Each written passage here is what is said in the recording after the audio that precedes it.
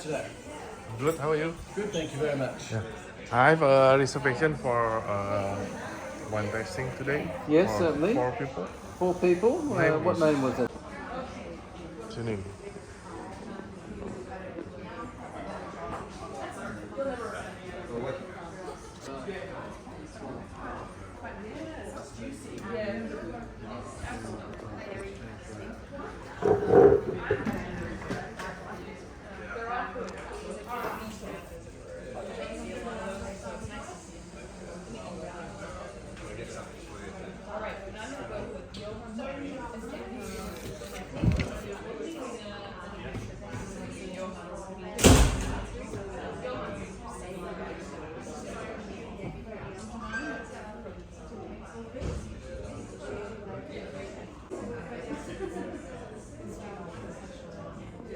And we do have to sort of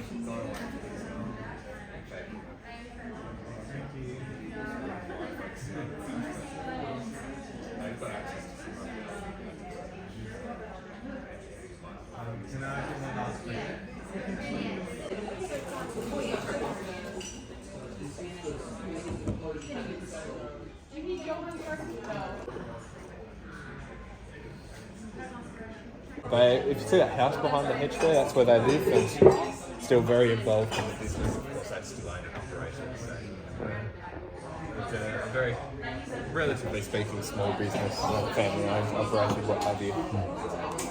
So I'll talk a little bit about them throughout. They kind of tie into the wine a little bit, but got you guys booked in to go through our distinguished tasting down here. So looking at those 3 wines at the bottom of the list alongside your choice of 3 wines from that top section of the list there as well.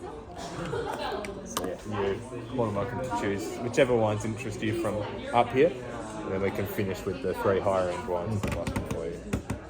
We're looking for the red one. Just the reds, okay, that's easy. Have you? Have Johan's Garden. Okay. And then Henry VII and Keyneton Opium. Okay, That's great. it, yeah. Lovely. I'll get some Johan's Garden for you. Let's do it. This is the Right, Johan's we'll Garden. Johan's Garden. Can I borrow? Thank you. Yes. Grenache, which is a very important variety in South Australia. Lots of Grenache planted historically. Now it's basically the first variety that was planted in the state. It's super important. It was used to make fortified wines for a long time. And if you see that guy by himself in the bottom left photo, so at the moment there's people in the way, but he was the first Henschke to move away from making fortified wines to table wines. Before him, all we made was fortified wine in a very, very small amount. Yeah, from 4th generation we started making more Hill of Grace, all those wines starting in the 4th generation. Before that we made Grenache-based fortified essentially. Came to a point though where fortified wasn't very popular. The north of Germany or western Poland. Prussia. They were in Prussia originally, but Prussia's gone these days. So what is the first business they're doing in the first time when they got here? When they got here initially, they worked, Johann Christian up there, he worked initially as a wheelwright. So that's why the Shiraz is named the wheelwright. He built wheels for wagons, essentially. What else did he do? He worked as a builder for a while, a stonemason. So he built this wall here. And then planted some vineyards to make wine for his family to drink, essentially. It wasn't a business venture at all. It took until a couple of generations later. So this property, it was used as a farm. So we had sheep and we had cattle. Had a small garden for the family to live off as well. So it was a multi-use farm, essentially, for many years. And then all of a sudden, our wine started getting attention. The Mount Edelston started winning awards. You don't have the vineyard here. No, we've got one little vineyard next to the driveway. We planted it a month ago. Actually, which area? They're very close to where we are here, but they're sort of, the Hill of Grace is maybe 4 kilometres away, the Mount Edelston 3 or 4 kilometres away. I'll bring a map back with me next time that shows you where some of the vineyards are. It'll make it a little easier And to. the process it here? Processed, yes. All processed, fermented, matured here, essentially. So, yes, it all comes. I'm not sure if you saw that weighbridge when you came in. It all comes over the weighbridge, forklift down to the room behind us there, and there we crush, destem, what have you, and then fermented in that building just there, essentially. So, all done on site. The vineyards are just elsewhere. How many bottles do you produce per year? Not enough. Not enough. Probably between 20 or 30,000 cases a year. It's more focused wine. It's quite a small winery. We'll process maybe 700-800 tons worth of fruit a year. Big, but not really big. Yeah. I mean, it's medium-sized producer. It's like what is it? Boutique wine. Yeah, almost. Not super small like some, but not as, even Elderson, they would make more wine than we do. Yes. Okay. Hopefully you all enjoyed that wine. Yeah. Yeah. And I'll come back with the Henry 7 for you in a minute. When did you start wine business? Oh, in the wine business, I don't know, maybe 3 or 4 years ago now. No. I mean, Working Henschke. here? Yeah. When did Henschke start wine business? Yeah. Oh, we sold our first bottle of wine 1868. So that's what, 150 years ago, 155 years ago. Again, 1868. so if you see, the writing's not very good, but 1868 there. Or Oh yeah. on the Stelvin cap, 1868. Oh. Itu good. It is when the first family come here. When our first bottle of wine was sold. first So the bottle. family came here in 1841. 1841.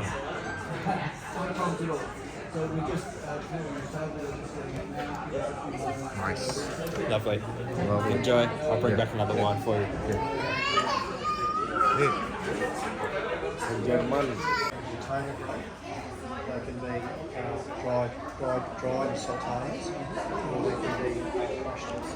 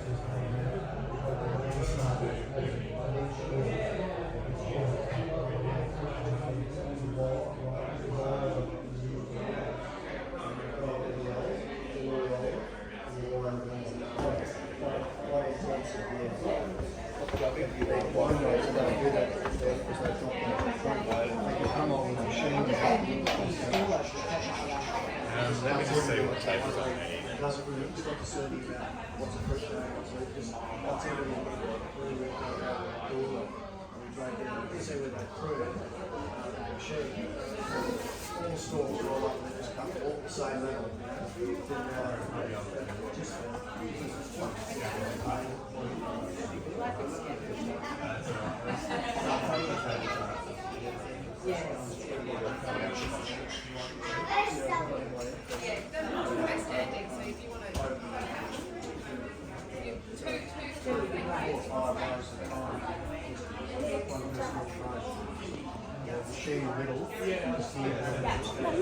Hopefully you all enjoyed the Johans.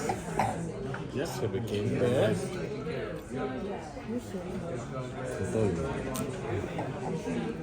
So you guys travelling from interstate or From Adelaide? From Indonesia.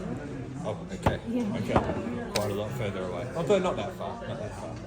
And you've been to South Australia previously, by the sound as well. Oh, great.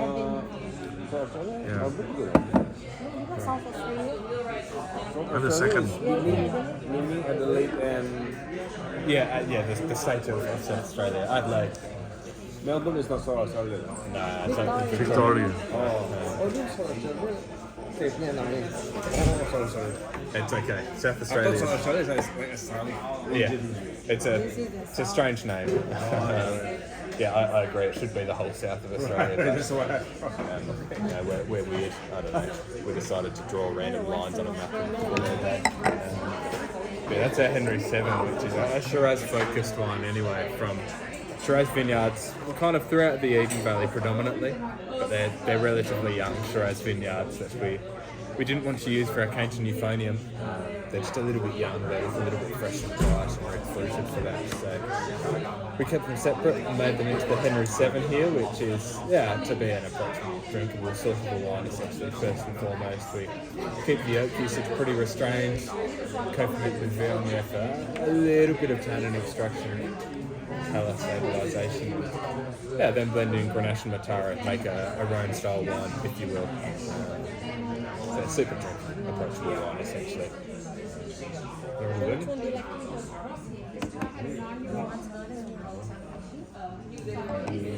I'm just waiting for this one. Yes, okay. Have you tried the 2020 before? No, not really, not yet. Okay. Before there was no 2020, I think. Might have been 2018 last year here or something like that. Yeah, I think that one was good enough. Yeah. Great. Lovely. Okay. I'll leave you to try that and I'll bring back your favourite in a second. Okay, enjoy. Mana Indonesia pun?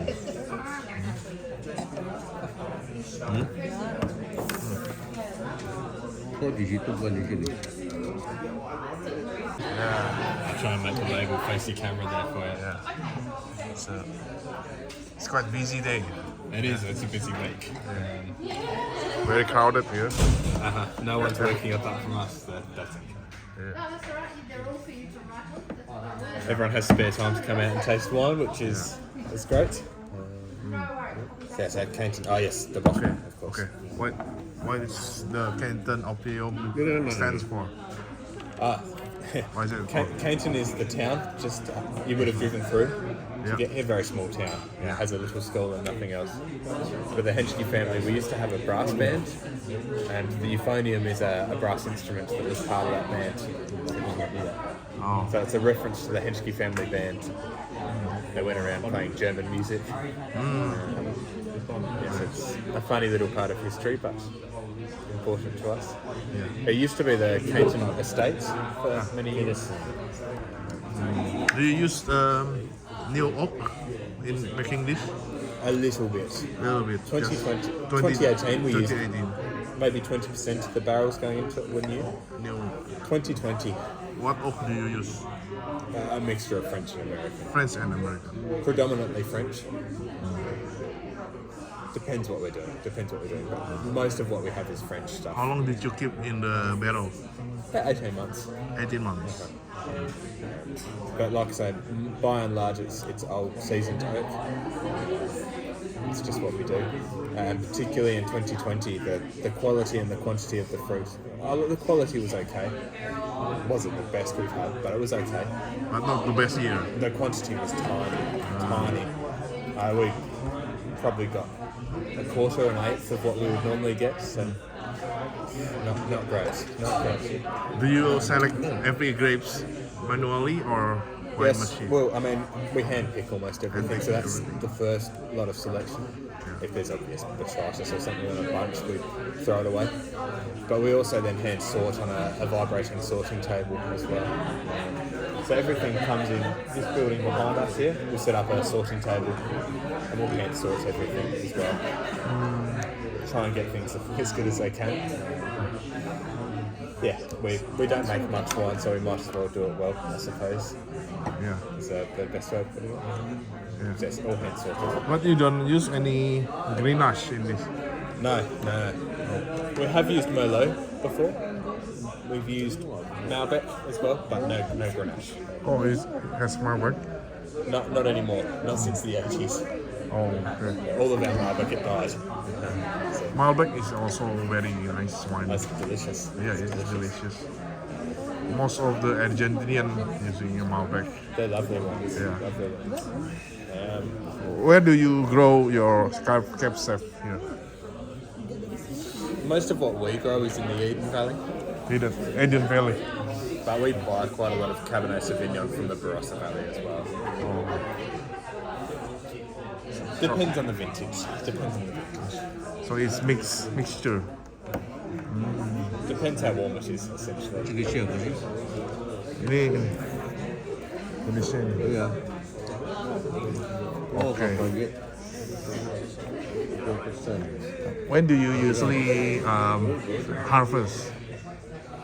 It depends, but we'll normally start in maybe the second or maybe the third or fourth week of February, February? and then we'll go through until maybe the first week of May, there and thereabouts. And where did the wines come from? Oh, that's a very hard question. Is it from France or South Africa or America? A mixture. So predominantly the vines in Australia, they were sourced from France. They were brought over by James Busby and propagated in the botanical gardens of Sydney there. And they sort of spread out across the country. A lot were picked up from Brazil, weirdly enough. So vines and cuttings that came from other parts of South America. Australian settlers, they stopped in Rio de Janeiro and picked up some vineyard cuttings, and from South Africa, of course. Lots of the Semillon, particularly Semillon. We've got a bit of Chenin around the place that came Saint-Emilion. yes, from South Africa. South Africa. Saint-Emilion. But not from France. Originally, a lot of our cuttings are from France, but they were taken to Sydney first. Oh, yeah. And then to South Australia, because Sydney was settled long before South Australia. A few of the Germans tried to bring over vineyard cuttings. They're not good. They died very quickly. So you are the best from Germany. Oh, not necessarily. Our original cuttings from Germany, they died. We don't have them anymore. So we got cuttings from Yulumba's nursery and from the Pusey Vale. There used to be a nursery there. So that's where most of our genetic material is from anyway. We think, the Mount Edelstone, we think that cutting originally came from Hermitage. Hard to prove, we think. The Hill of Grace, no idea. That's so old. We have no idea where that came from. It came from somewhere. Presumably Hermitage, but we don't know. How long the vines? What's the old? How old is the vines? Sorry. Our oldest is 160 160 years old. That's the Hill of Grace. The Hill of Grace. Hill of Grace punya udah 160 tahun gitu ya. Hill of Grace. The oldest in the Barossa, Yeah. maybe 170, 180. Oh. So we're not quite there, but we're very close. Which wine? Which brand? I think it's Hewittson's off the top of my head. Or maybe Cirillo. It might be Cirillo. Marcus Cirillo. You'll see they have the wine, and on the label is the date of the planting. So it's a Grenache. The oldest Shiraz, probably Langmile. If you know in Tanunda, there's Langmile. I think their Shiraz is the oldest. I think it's 1850s or something. Yeah, lovely. Hopefully you enjoy your favourites. And I'll bring back the Abbot's Prayer for you. Can I get some more? Little bit. This is my favorite. Thank you. What is this? The Abbot's Prayer. Apple's 3 brands. Oh, The Abbot's Prayer. Oh, yeah. Albert Sprayer.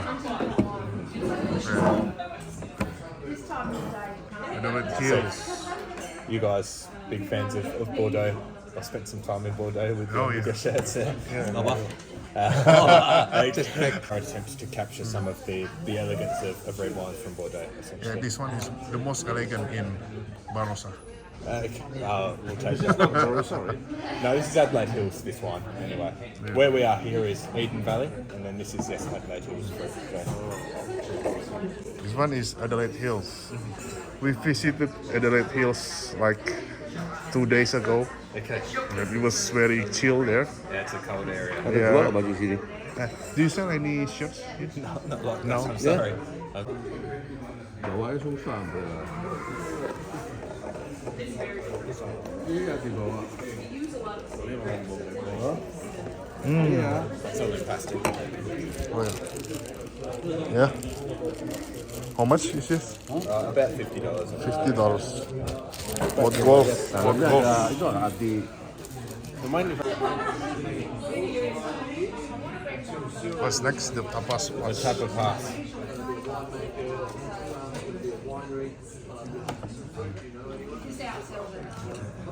Yep. I'll just get some more water for you. Yes.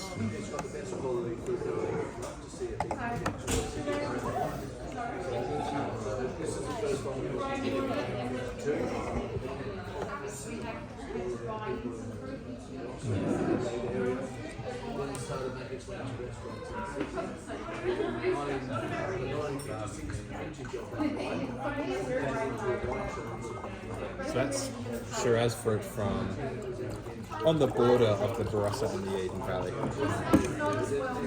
Border. Yeah.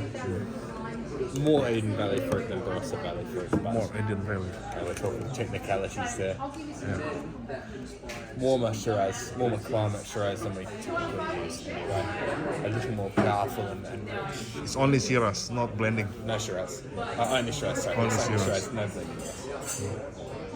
All matured in French oak for about 18 months, there and thereabouts. 18 months. And a portion of maybe 25% of the oak is new as well. Okay, 25. And then About as close as we get to classic Barossa Valley Shiraz. yeah. But still elegant and still pretty and drinkable like all Henschke wines. It's almost finished. It is. Means I don't get to take any home. That's alright. I'll survive. Yes, lovely. Hopefully you enjoy. Great. So bold. Too bold. Too bold. Yeah, okay. I'll go and find some more water for you quickly as well. That's the mountain.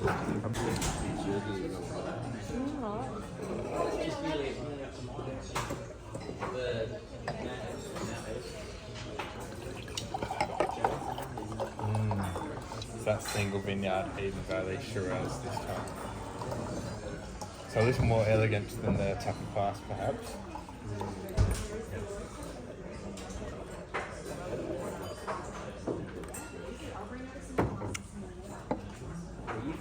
Oh, nice So I color. won't forget.